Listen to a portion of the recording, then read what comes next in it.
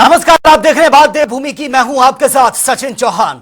उत्तराखंड के मुख्यमंत्री पुष्कर सिंह धामी ने ऑडिटोरियम में चंपावत में आयोजित कार्यक्रम में वर्चुअल माध्यम से वो जुड़े हैं और उद्यमियों और कृषक बंधुओं को संबोधित भी किया है। उन्होंने प्रगतिशील काश्तकारों से वर्चुअल संवाद कर उन्हें आगे बढ़ने के लिए प्रेरित किया है, जिसके बाद उन्होंने सोशल मीडिया पर भी बाकायदा पोस्ट किया है।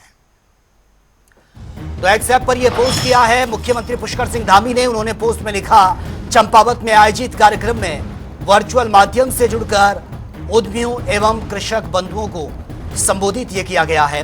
आगे मुख्यमंत्री ने यह पोस्ट किया, प्रदेश में उन्नति एप्पल परियोजना अंतर्गत हाई डेंसिटी प्लांटेशन तकनीक से लगाए गए सेब के बागानों से मात्र 20 माह में ही फलों का उत्पादन यह किया जा रहा है और निश्चित रूप से इस तकनीक के माध्यम से किसान भाइयों की आय में वृद्धि होगी। आगे उन्होंने पोस्ट किया, कृषि और बागवानी राज्य की आजीविका, समृद्धि और विकास का प्रतीक है। साथ ही आगे पोस्ट किया, राज्य सरकार किसानों को आवश्यक संस्थान और तकनीक सहायता उपलब्ध करवा रही है और हम प्रदेश के किसानों को सशक्त बनाने हेतु सतत क्रियाशील हैं। चलिए खबरों में आगे बढ़ते हैं। राज्य के शहरी विकास मंत्री प्रेमचंद अग्रवाल ने बयान दिया है। उन्होंने कहा कि कांग्रेस की केदार बचाव यात्रा राजनीतिक उद्देश्य से निकाली जा रही है और इसके जरिए वो केदारनाथ धाम को लेकर भ्रम फैलाने का काम कर रहे हैं। और आगे उन्होंने क्या कुछ कहा वो एक बार सुन लेते हैं। मैं शुरू से कहता आ रहा हूं कि कांग्रेस की जो ये यात्रा शुरू की है हरिद्वार से, ये पूरी तरह से फ्लॉप यात्रा है और माननीय मुख्यमंत्री ने बहुत ठीक कहा, इनको प्रायश्चित यात्रा निकालनी चाहिए थी। अब आप देखिए, जो लोग भगवान श्री राम को काल्पनिक बताते रहे हो, जो राम मंदिर पे सवाल उठाते रहे हो, जो सनातन पे सवाल उठाते रहे हो, आज उनको भगवान केदार की यात्रा की केदार की याद आई है। और केदारनाथ जी के प्रति जब वहां आपदा आई थी, आप भी जानते हैं किस प्रकार का इन्होंने काम किया था। मैं आज कह सकता हूं कि जहां केदार का सौंदर्यीकरण हो रहा है, एक विस्तारीकरण हो रहा है, वहां जितना काम माने मोदी की कृपा से वहां हुआ है, आज उनको लेके ये परेशान है। उत्तराखंड में केदारनाथ धाम एक बार फिर से चर्चाओं में है। केदारनाथ धाम को लेकर कांग्रेस और बीजेपी के बीच उत्तराखंड में जमकर राजनीति हो रही है। कांग्रेस जहां एक तरफ हरिद्वार से केदारनाथ बचाव यात्रा निकालकर सरकार को घेरने में लगी है, तो वहीं बीजेपी कांग्रेस की इस यात्रा को ढकोसला बता रही है। वहीं बीजेपी प्रदेश कार्यालय में टिहरी विधायक किशोर उपाध्याय ने प्रेस कॉन्फ्रेंस कर कांग्रेस पर आरोप लगाया। उन्होंने कहा कि कांग्रेस के लोग इतने बड़े हो गए हैं कि वो अब केदारनाथ धाम की प्राण प्रतिष्ठा करेंगे। नहीं, उसमें दो तीन चीज़ें हैं। पहली बात तो ये है कि उन्होंने हमारे देवादिदेव महादेव, मतलब आप उनसे बड़े हो गए कि आप उनकी प्रतिष्ठा करेंगे। ऐसे कौन सी विशेषज्ञता उन लोगों में है, ऐसे कौन सी तपस्या उन्होंने की है। पहली बात तो ये है। दूसरा ये है कि इस समय एक तो कांवड़ यात्रा चल रही है, पूरा प्रदेश जिस तरह से आपदा से घिरा हुआ है और उस पर अगर आप इस तरह से राजनीति कर रहे हैं तो मेरे ख्याल से ये अक्षम्य अपराध है और उनको ऐसा नहीं करना चाहिए। हमारा सुझाव है, बाकी तो भाई वो जाने, उनका काम जाने, और उनको इस पर ध्यान देना चाहिए। उसको राजनीति का विषय कम से कम आप महादेव जी को न बनाइए इसमें। और मुख्यमंत्री पुष्कर सिंह धामी ने हरिद्वार में कांवड़ियों के चरण धोकर फूलमाला पहनाकर सभी शिव भक्तों का स्वागत किया। इस दौरान मुख्यमंत्री के निर्देश पर हेलीकॉप्टर से कांवड़ियों पर पुष्प वर्षा की गई है।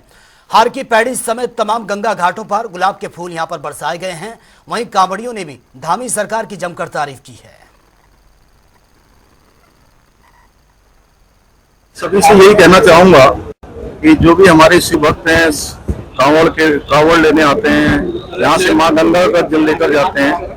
जो नियम, जो अनुशासन यात्रा का नियम होता है, कांवड़ लाने ले जाने का नियम होता है और यातायात के नियम होते हैं, रास्ते के कुछ प्रावधान किए हुए हैं, सभी को उनका पालन करना चाहिए, जिससे कि उनकी यात्रा भी सुरक्षित हो और यात्रा करवाने वाले लोगों को भी किसी प्रकार का जो है कोई परेशानी न हो, उनको भी शांतिपूर्ण तरीके से यात्रा संपन्न करने में मदद मिले।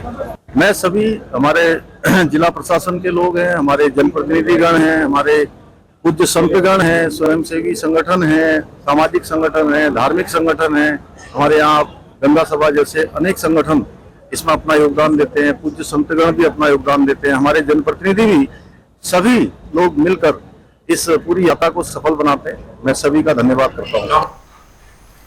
फिलहाल यहां रुकेंगे एक छोटे से ब्रेक के लिए, लौटेंगे कुछ और खबरों के साथ।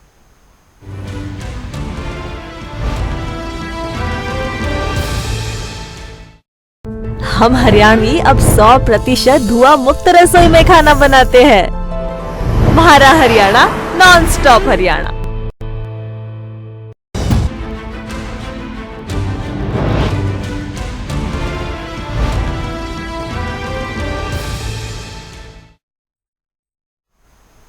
ब्रेक के बाद खबरों में आपका एक बार फिर से स्वागत है। लक्सर में इस समय चिलचिलाती भीषण गर्मी पड़ रही है और कांवड़ियों की लंबी लंबी कतारें रुड़की लक्सर मार्ग पर देखने को मिल रही हैं। ऐसे में हर कोई ये भीषण गर्मी से बेहाल है। वहीं कांवड़ियों के बीच खाकी पहने ड्यूटी पर तैनात जो पुलिस है वो अपना कर्तव्य निभाती हुई नजर आ रही है और लक्सर पुलिस क्षेत्राधिकारी खुद रुड़की लक्सर मार्ग पर जगह जगह पुलिस पॉइंट का निरीक्षण कर यातायात को सुचारू रखने में लगे हुए हैं।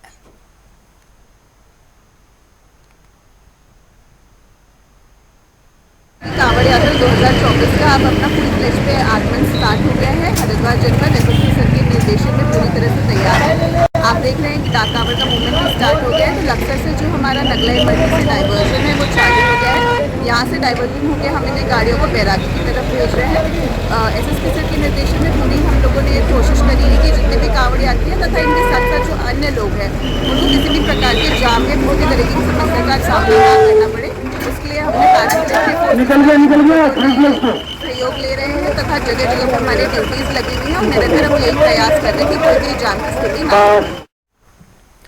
और मुख्यमंत्री पुष्कर सिंह धामी नीति आयोग और मुख्यमंत्री परिषद की बैठक के खत्म होने के बाद सीधे नई दिल्ली से टिहरी पहुंचे हैं। सीएम धामी ने राहत शिविर केंद्र पहुंचकर पीड़ितों से मुलाकात की है, उनका हालचाल पूछा और इस दौरान मुख्यमंत्री पुष्कर सिंह धामी ने लोगों को हर संभव मदद का आश्वासन दिया। इसी के साथ ही मुख्यमंत्री धामी ने अधिकारियों को राहत कार्यों में तेजी लाने के निर्देश भी दिए हैं।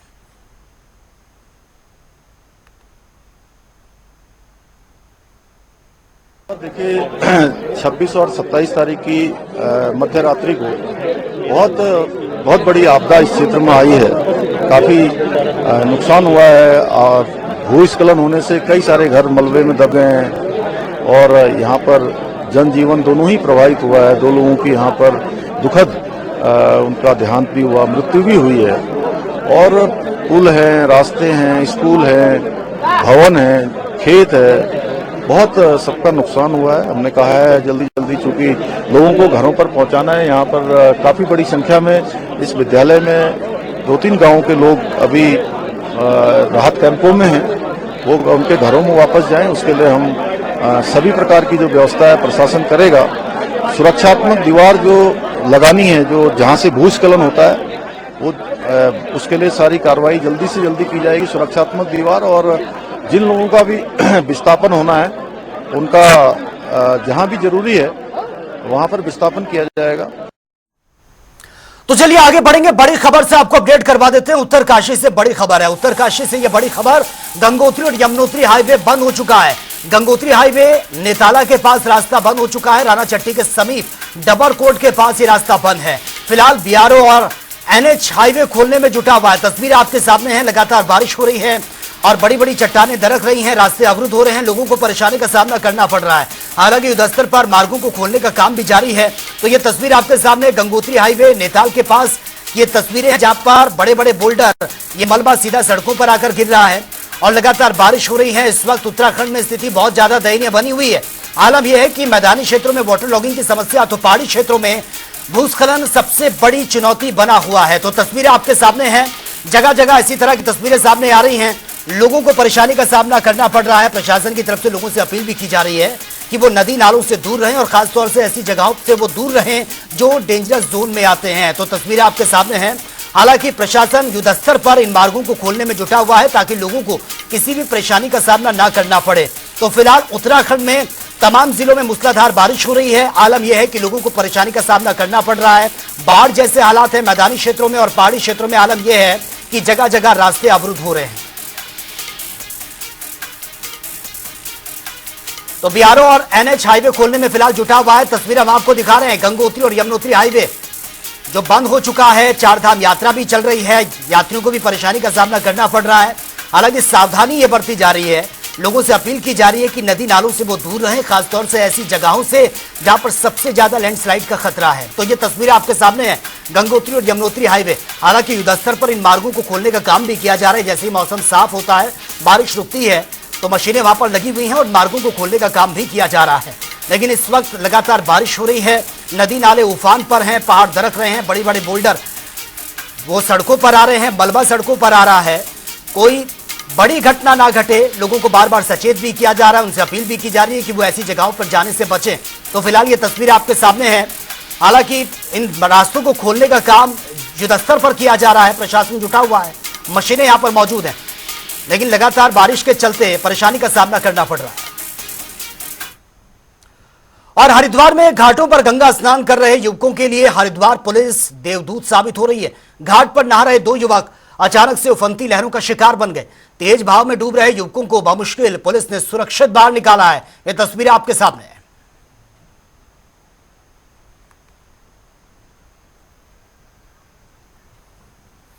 और जहां बीते दिनों टिहरी के घनसाली में बारिश ने जमकर तबाही मचाई, तो तोरी गांव में आए भारी भूस्खलन से मां बेटी मलबे में जिंदा दफन हो गए हैं। वहीं गांव के 15 आवासीय मकान मलबे में तब्दील होने के बाद से आपदा प्रभावित क्षेत्र में राहत बचाव कार्य वहां पर चल रहा है। वहीं जब घनसाली विधायक शक्तिलाल शाह गांव में प्रभावित लोगों से मुलाकात करने पहुंचे, तो लोगों ने उनसे नाराजगी जाहिर की है। घनसाली से विधायक शक्तिलाल शाह का कहना है कि वो समय पर आपदाग्रस्त क्षेत्र का भ्रमण कर रहे हैं और जिलाधिकारी को निर्देश भी दिए गए हैं, प्रभावितों को जल्द से जल्द सारी सुविधा मुहैया करवाई जाए।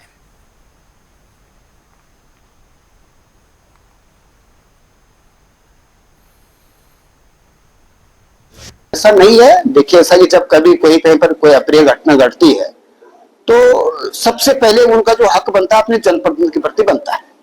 आक्रोश भी वो लोग करते हैं, अपने जनप्रतिनिधि प्रति आक्रोश भी दिखाते हैं, शिकायत भी करते हैं और फिर जनप्रतिनिधियों के आक्रोश को झेलता भी है, उनकी मांगों को पूरा करने का प्रयास भी करता है। विधायक की भी अपनी सीमाएं हैं और उन सीमाओं में रहते हुए वो यथासंभव सत्यलाल शाह जी तो तत्काल जो है फौरी तौर पर वहां क्षेत्र में पहुंच गए थे और पहुंचने के बाद जितना संभव हो सका वो राहत और बचाव के कार्य में लगे हुए हैं। वहां की जिलाधिकारी भी लगातार 3 दिन से उस क्षेत्र में डटे हुए हैं। आज गढ़वाल के कमिश्नर भी वहां दौरा कर रहे हैं। कहीं कोई कमी रह गई हो, कहीं पर कोई आवश्यकता होगी तो उसकी पूर्ति भी करेंगे। कल हमारे टिहरी जिले के प्रभारी मंत्री आदरणीय प्रेमचंद अग्रवाल जी ने भी वहां भ्रमण किया है, वहां के लोगों से मिले हैं, प्रशासनिक अधिकारियों से उसकी समीक्षा भी की है कि क्या क्या कार्य किए जा रहे हैं। तो मैं समझता हूं कि जनता का हक है, उनका अधिकार है अपनी जनप्रतिनिधि से अपनी बात। डीएम साहब साथ में हैं, पूरा प्रशासन साथ में है। मैंने बहुत स्पष्ट डीएम साहब से बातें कर दी कि कुछ जगहें बहुत सेंसिटिव जोन है, वहाँ हमने उनको विस्थापन की बात कर दी।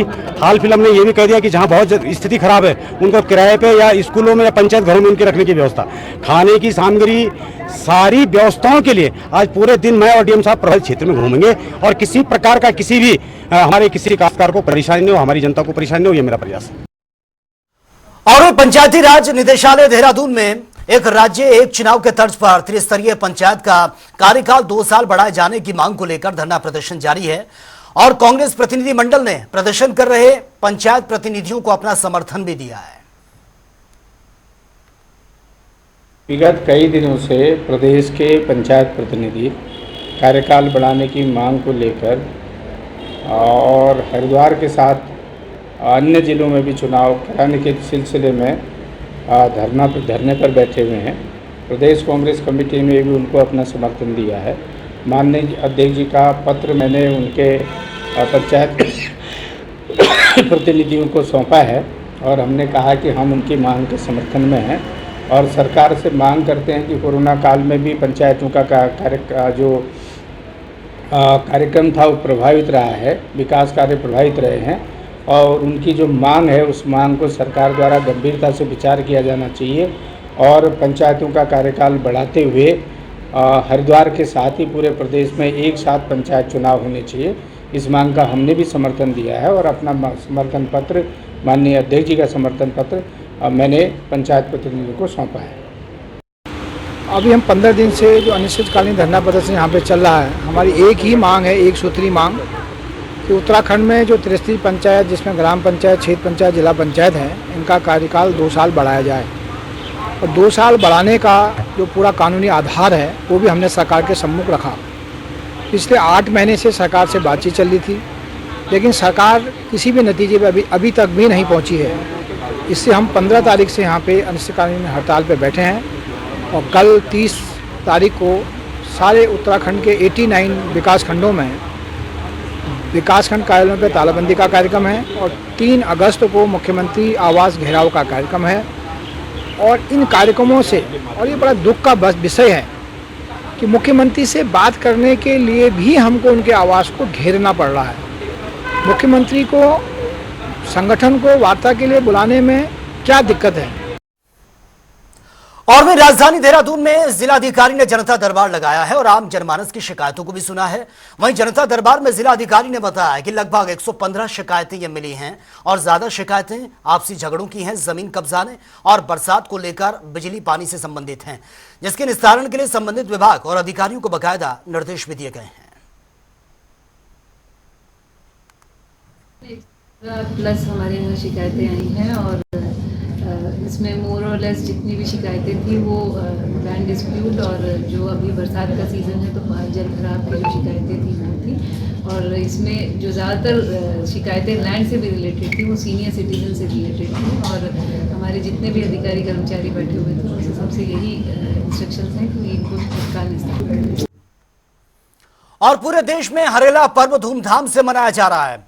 एक ही पेड़ मां के नाम से अभियान की शुरुआत हो चुकी है और वहीं इस मुद्दे पर बात करते हुए संस्कृति साहित्य एवं कला परिषद विभाग के उपाध्यक्ष ने कहा कि हरेला पर्व उत्तराखंड में ही नहीं अन्य राज्यों में भी बड़े धूमधाम के साथ ये मनाया जा रहा है और इस कार्यक्रम को जन सहभागिता के साथ हर क्षेत्र में मनाया जा रहा है।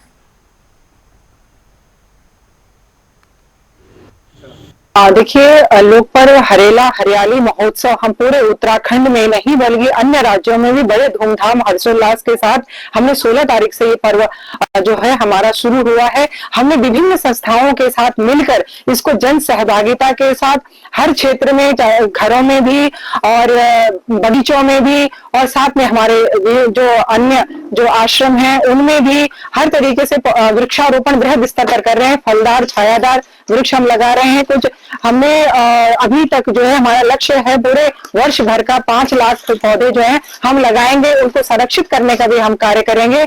अभी तक हम करीब 1.5 लाख पौधे हम लगा चुके हैं और अभी जैसे जैसे निरंतर हमारे पास आंकड़े आते जाएंगे क्योंकि अन्य राज्यों में भी जो है ये वृक्षारोपण किया जा रहा है। अन्य राज्यों से भी मेरी बात हुई है। और केदारनाथ में सोना चोरी मामले पर पर्यटन मंत्री सतपाल महाराज का बयान सामने आया। उन्होंने कहा कि पूरे प्रकरण की 1 साल पहले गढ़वाल कमिश्नर के जरिए जांच करवाई गई थी, जिसकी रिपोर्ट उनके पास पहुंच गई है। मंत्री सतपाल महाराज ने कहा कि रिपोर्ट का अध्ययन किया जा रहा है और जल्द ही इस रिपोर्ट को मीडिया के सामने भी पेश किया जाएगा।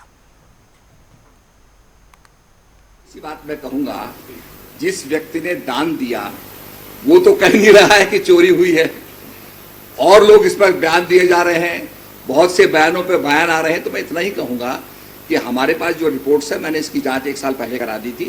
मैंने जांच मंगवाई है, मेरे पास जांच आ गई है। उसका अध्ययन करने के बाद मैं प्रेस के सामने सारी बात रख दूंगा। पर मैं इतना ही कहना चाहता हूं कि दानदाता तो कह नहीं रहा है, बाकी इसका राजनीतिकरण किया जा रहा है जो उचित नहीं है। केदारनाथ के प्रति सबकी श्रद्धा है, हम सबकी श्रद्धा है, इसलिए इस प्रकार से तीर्थ के बारे में कोई अपशब्द कहे जाए, भ्रांति फैलाए जाए, ये उचित नहीं है। खटीमा भारत नेपाल सीमा स्थित मेलाघाट सिसैया में पिछले दिनों आई भीषण बाढ़ आपदा से भारी फसल नुकसान यहां पर पहुंचा है। बड़ा कटाव भी हुआ है, जिसको लेकर किसान उचित कार्रवाई करने को लेकर खटीमा एसडीएम और तहसीलदार से मुलाकात करने के लिए पहुंचे हैं और संबंधित विभागों से मौके का सर्वेक्षण कराने और मुआवजा दिलाने की मांग भी कर रहे हैं।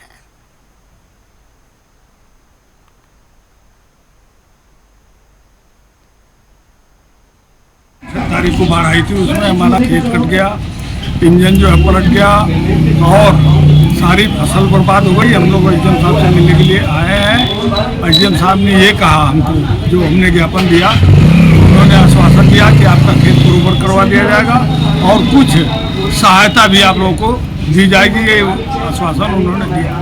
तहसीलदार साहब को लिखा, तहसीलदार साहब से मुलाकात की हमने तहसीलदार साहब ने भी आश्वासन दिया है, लिखित आश्वासन है। अब पटवारी मौके पर जाए, इंक्वायरी करें, चाहे जो भी कर्मचारी जाए। अब तक कोई सहायता नहीं मिली है। हम लोग जो है पीड़ित हैं और मांग करते हैं शासन प्रशासन से कि उचित कार्रवाई करें और विशेष रूप से गरीबों पर ध्यान दे करके कार्रवाई करें, ये मेरा कहना है। खटीमा क्षेत्र में अत्यधिक मात्रा में वर्षा आई थी, जिसके कारण जलभराव की स्थिति पैदा हुई। इसी क्रम में मेलाघाट के लोग भी मेरे पास पूरे खेत उनके खराब हो गए हैं तथा वहाँ पर बहुत बड़े बड़े गड्ढे हो चुके हैं, जिसको ठीक करवाने के लिए उन्होंने मेरे को एक प्रार्थना पत्र दिया है। उसमें जल्द से जल्द मैं कार्रवाई करूँगा। तो फिलहाल इस बुलेटिन में मेरे साथ इतना ही, लेकिन तमाम खबरों के लिए आप बने रहिए जनता टीवी के साथ। नमस्कार।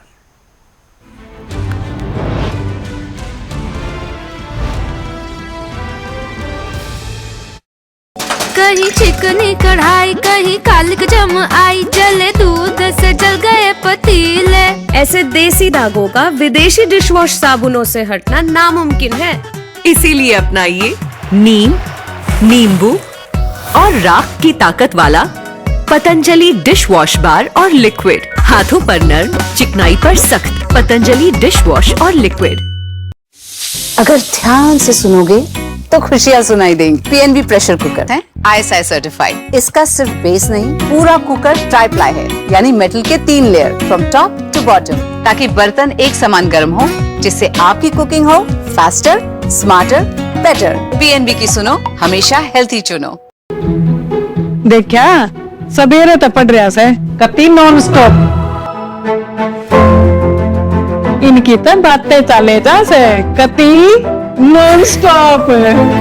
माँ हर दूसरी बात पे नॉन स्टॉप बोलने लगी। माँ ने फोन पे राशन कार्ड बनवा लिया, आयुष्मान कार्ड बनवा लिया, हमारा डोमिसाइल बनवा लिया, दादी की पेंशन आ जाती है घर बैठे, हमारा हैप्पी कार्ड बनवा दिए घर बैठे। नॉन स्टॉप बढ़िया काम। ले तू भी करने लग गया नॉन स्टॉप। अभी तो कहते हैं हमारा हरियाणा नॉन स्टॉप हरियाणा।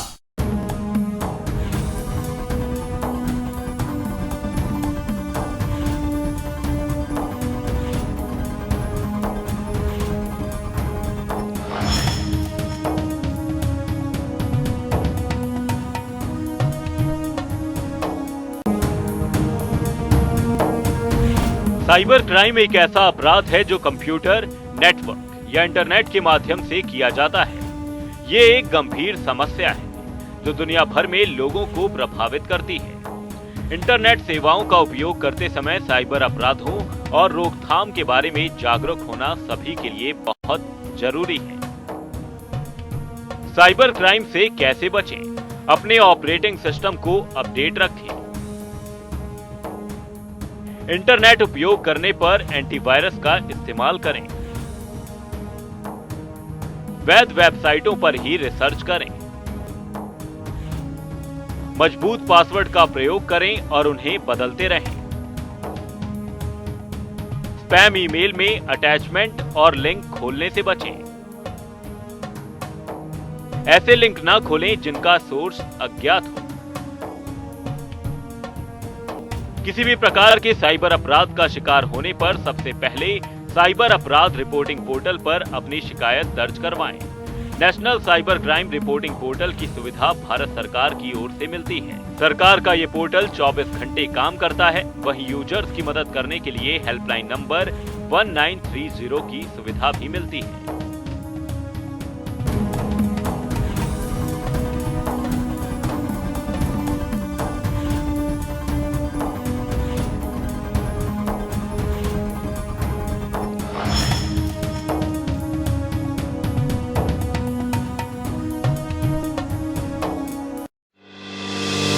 जब महिला घर संभाल सकती तो पंचायत भी संभाल सकती है। मेरा नाम प्रियंका है, मैं बड़गांव से सरपंच हूँ। मेरे महिला सरपंच होने से जो और महिलाएं हैं उनका भी आत्मविश्वास बढ़ा है।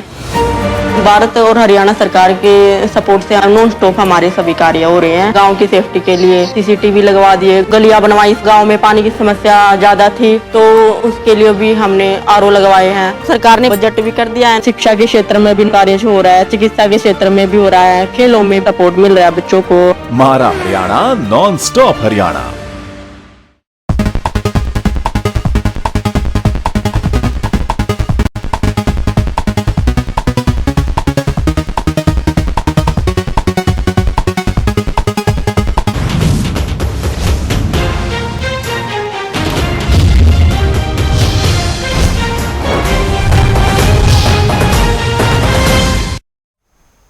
नमस्कार, आप देख रहे हैं जनता टीवी। मैं हूं आपके साथ अमन त्रिपाठी। बुलेटिन में रुक करेंगे अहम खबरों की ओर। हरियाणा की बेटी मनु भाकर ने ओलंपिक में एक के बाद एक 2 ब्रॉन्ज मेडल जीते हैं, जिसके बाद परिवार में खुशी की लहर है। मनु के माता पिता से खास बातचीत की हमारे संवाददाता मुकेश राजपूत ने।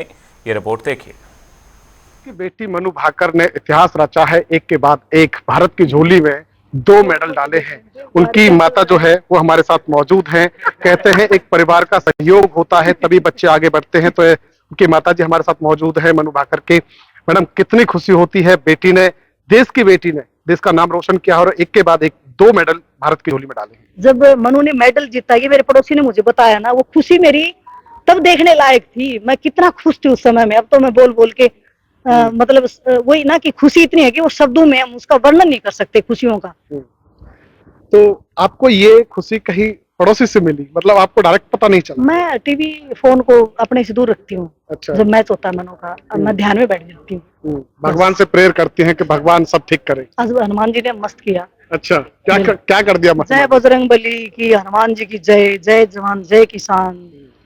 एक तरीके से माँ बाप का एक सपना होता है कि उनके बच्चे आगे बढ़े। आपने कभी ये सपना देखा और इस सपने को पूरा होता हुआ भी आपने देखा?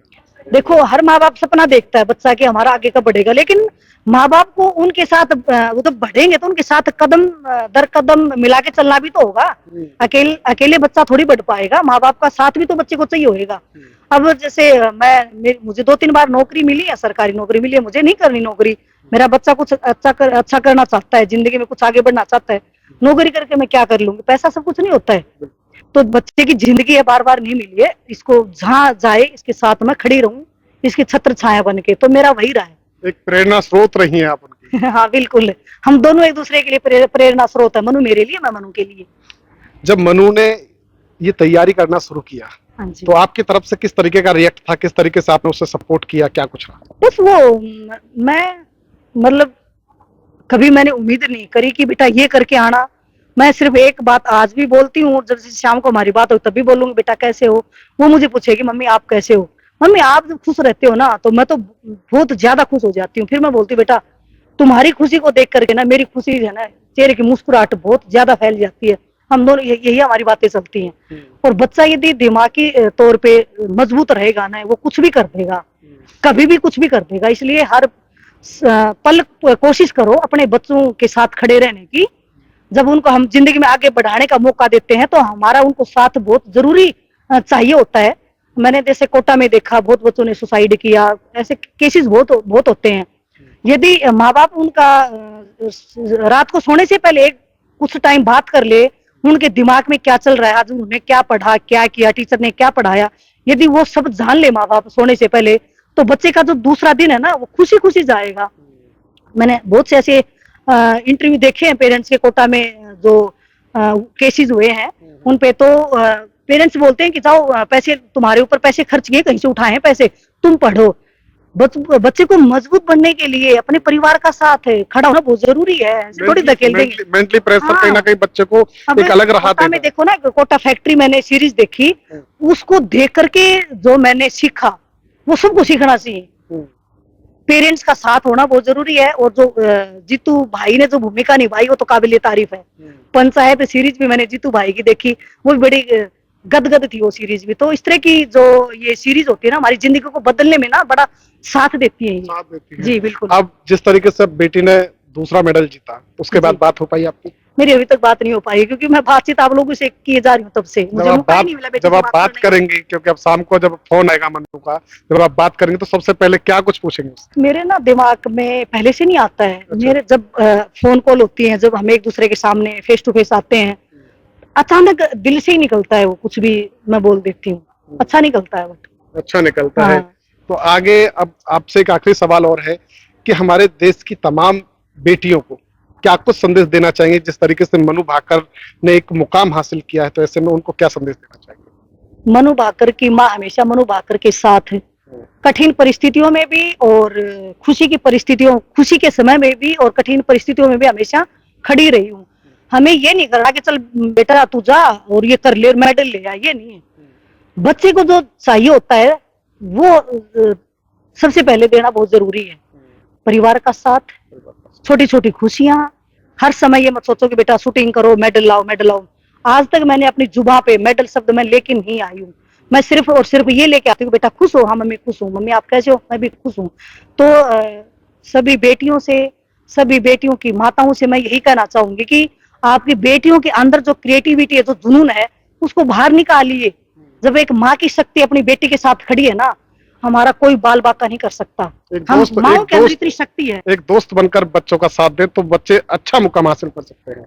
मैं अपने बच्चों के, मेरे बेटे की भी एक अच्छी दोस्त और एक अच्छी माँ हूँ, अपनी बेटी की भी एक अच्छी माँ और एक दोस्त हूँ। क्योंकि बच्चे को यदि हम एक दोस्त बन के रहेंगे साथ में, तो कॉलेज में क्या हुआ, स्कूल में क्या हुआ, तो वो जब वो जिंदगी में बढ़ते हैं ना, स्कूल जाते हैं, कॉलेज जाते हैं, तो हर पल की वो अपनी माँ से बात करते हैं कि मम्मी आज कॉलेज में ये हुआ, आज उस सर ने ये पढ़ाया, आज हमारी क्लास लगी नहीं। तो वो हर एक चीज जानना बहुत जरूरी है। यदि हम एक अच्छा व्यवहार, एक अच्छा वातावरण बच्चे को नहीं दे पाएंगे, तो बच्चा एक अच्छे दोस्त की तलाश में रहेगा। तो बच्चे को एक दोस्त जरूरी नहीं होता कि वो अच्छा दोस्त के रूप में मिले, एक कोई कुरीति वाला दोस्त भी मिल जाए जो बोले कि चल यार ड्रिंक करते हैं, चल यार कहीं बाहर जाके नाच डिस्को चलते हैं, पता नहीं क्या क्या बकवास है। तो वो रास्ता क्या था? बच्चा अच्छा था, उसका रास्ता क्या था? भटक गया। क्योंकि बच्चे को तो चाहिए था एक अच्छा संग, परिवार ने वो दिया नहीं, उसको एक अच्छा संग चाहिए था, वो किसी दुष्ट मित्र ने दिया, उसका रास्ता खराब होता चला गया। इसलिए परिवार में ही अच्छा वातावरण यदि माँ बाप दे दें, तो बच्चे हमारी जिंदगी में कभी कोई बिगड़ नहीं सकते। एक कुरीतियां, एक जो कुविचार है, कभी दिमाग में आ ही नहीं सकते। बिल्कुल, बहुत बहुत धन्यवाद। तो आज देश के लिए बेहद फख्र का दिन है, क्योंकि मनु भाकर ने पूरे देश का नाम, हरियाणा का नाम रोशन किया है, और एक के बाद एक दो ब्राउन मेडल जो है जिस तरीके से भारत की झोली में डाले हैं। तो ऐसे में पूरे देश और प्रदेश के अंदर खुशी का माहौल है। मुख्यमंत्री से लेकर के प्रधानमंत्री तक सभी लोग मनु भाकर और उसके परिवार को बधाई दे रहे हैं। तो परिवार में भी खुशी की लहर है, लगातार जो है वो खुशी का माहौल नजर आ रहा है। फरीदाबाद से जनता टीवी के लिए मुकेश राजपूत।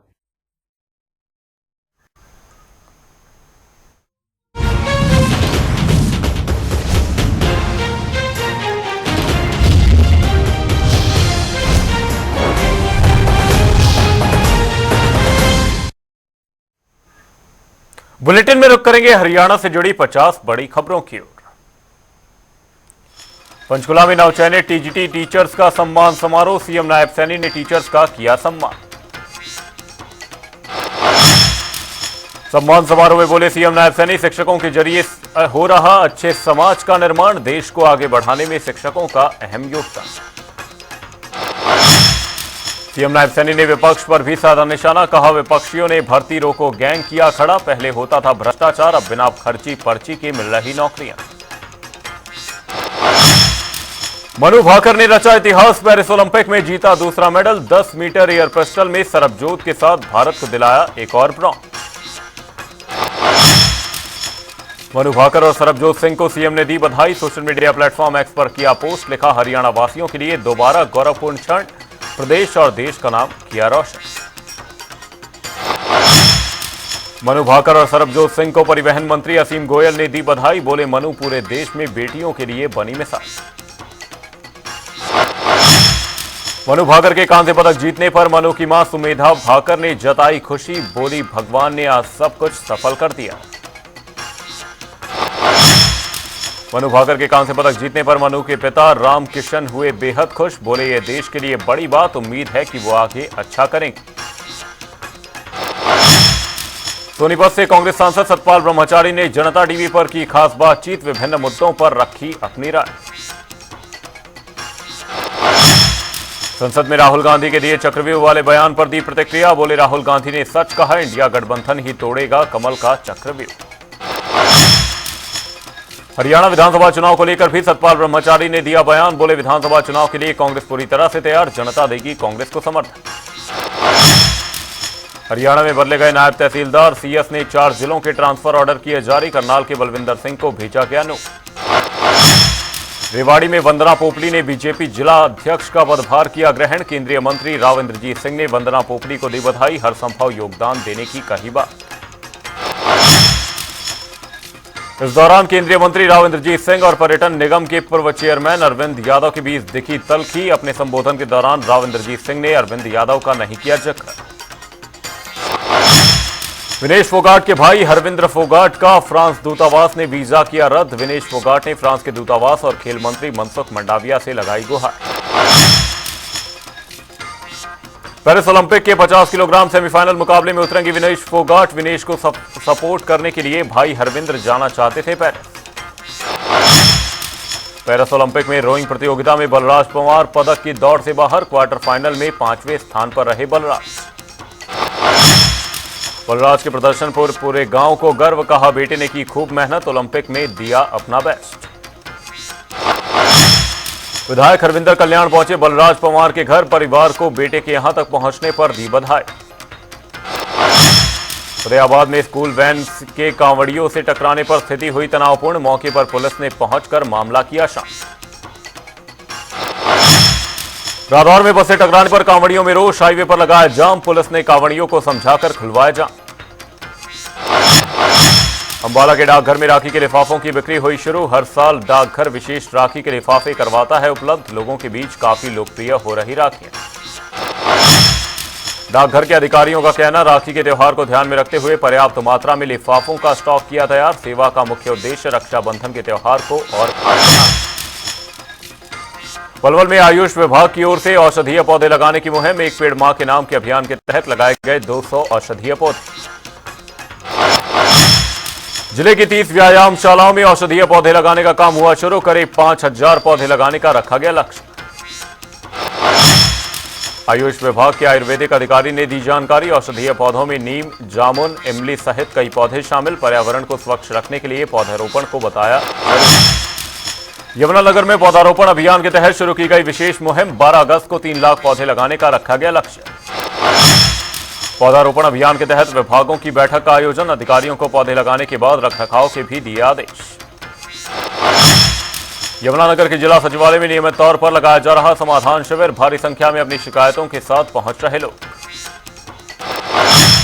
समाधान शिविर में प्रॉपर्टी आईडी, फैमिली आईडी सहित कई शिकायतों पर हो रही सुनवाई। 70% से अधिक शिकायतों का मौके पर हो रहा निस्तारण। गुरुग्राम में तेजी से बढ़ रहे डेंगू के मामले। बढ़ते मामलों को लेकर अलर्ट मोड पर स्वास्थ्य विभाग। डेंगू को लेकर civil surgeon doctor Virendra Yadav ने जनता टीवी से की बातचीत। लोगों से सावधानी बरतने की अपील। Civil surgeon doctor Virendra Yadav ने दी जानकारी, बोले स्वास्थ्य विभाग लगातार कर रहा घरों का सर्वे। डेंगू का लार्वा मिलने पर दिया जा रहा नोटिस। अंबाला में एनएचएम कर्मचारियों की हड़ताल जारी। कच्चे कर्मचारियों को पक्का करने की कर रहे मांग। एनएचएम कर्मचारियों ने सरकार को दी चेतावनी, कहा जल्द से जल्द मांगे होनी चाहिए पूरी, नहीं तो हड़ताल रहेगी जारी। कर्मचारियों का बयान, बोले कोविड काल में किया काफी काम, बावजूद इसकी मांगे पूरी न होने के साथ ही दी जा रही नौकरी से निकालने की धमकी। नूह में अवैध निर्माण करने वाले लोगों पर योजनाकार विभाग की पैनी नजर। डीटीपी विभाग की ओर से लगातार जारी है बुलडोजर कार्रवाई। 40 एकड़ में अनाधिकृत 6 कॉलोनियों पर चला प्रशासन का बुलडोजर। डीटीपी विनेश कुमार ने लोगों से की अपील, अनाधिकृत स्थानों पर पैसा न करें निवेश। डीटीपी विनेश कुमार ने दी जानकारी, कहा अतिक्रमण की शिकायत मिलते ही तुरंत थमाया जाता है नोटिस। 15 दिन का दिया जाता है समय। नूह के लघु सचिवालय में पिछले 24 घंटे से तकनीकी खराबी के कारण बिजली गुल, कामकाज पूरी तरह से हुआ ठप। सोना के जक्खोपुर गांव में कई दिनों से जारी बिजली की समस्या। खराब बिजली के ट्रांसफार्मरों को न बदलने से भी ग्रामीणों में रोष। गुस्साए ग्रामीणों ने सड़क जाम करने से यातायात हुआ अवरुद्ध। अधिकारियों के आश्वासन के बाद हटाया गया जाम। गोहाना में पुलिस ने फर्जी कागजात के आधार पर व्हीकल लोन लेने वाले आरोपियों को किया गिरफ्तार। स्कॉर्पियो गाड़ी भी की बरामद। पुलिस ने कोर्ट में पेश कर हिरासत में लिया आरोपी। आगे की कार्रवाई में जुटी पुलिस। नारनौल के स्कूल में टीचर ने बच्चे की बेरहमी से पिटाई। बच्चे को अस्पताल में कराया गया भर्ती। मामले में परिजनों ने पुलिस को दी शिकायत। टीचर की गलती नहीं मानने की भी कही गई बात। सोनीपत में ड्रेन में गिरा 13 साल का बच्चा। बच्चे के पिता का बयान, बोले कि गई बड़ी लापरवाही। ड्रेन को पक्का किया जाना था लेकिन ढक्कन नहीं लगाया। महम के मदीना गांव में घर पर पड़ा मिला महिला का शव। पति ने की थी पत्नी की हत्या। 26 वर्षीय रेखा के रूप में हुई पहचान। तेजधार हथियार से की गई महिला की हत्या। मौके से पुलिस और एफएसएल टीम ने जुटाए साक्ष्य। शव का कराया पोस्टमार्टम।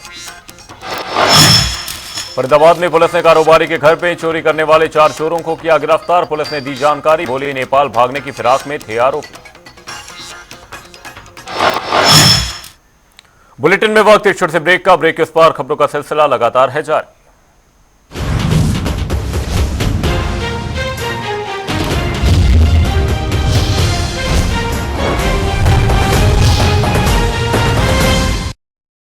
डॉक्टर ऑर्थो ऑयल के रेगुलर मसाज से जॉइंट हेल्थी रहते हैं। और अगर प्रॉब्लम बहुत पुरानी है तो डॉक्टर ऑर्थो कैप्सूल्स साथ लेना ना भूलें। अब दर्द भी घुटने टेकेगा।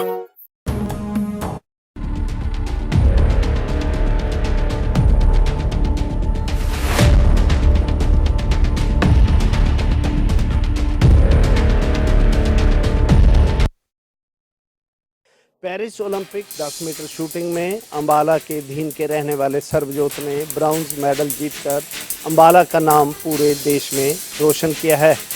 सर्वजोत के मेडल जीतने की खुशी उसकी एकेडमी में लड्डू बांटकर मनाई गई। इस अवसर पर सर्वजोत के पिता ने कहा कि उनका बेटा जब भी खेलों में भाग लेने में गया है वो कभी भी खाली हाथ नहीं लौटा। अब की बार भी उसने मेडल जीत लिया है। उन्होंने कहा कि मनु भाकर और सर्वजोत की जोड़ी ने एक बार फिर से हरियाणा का नाम पूरे देश में रोशन किया है। इस अवसर पर हरियाणा के राज्य परिवहन मंत्री असीम गोयल ने भी परिवार को बधाई दी है। उन्होंने कहा कि मनु भाकर देश की ऐसी पहली महिला बनी है जिन्होंने एक ओलंपिक में 2 मेडल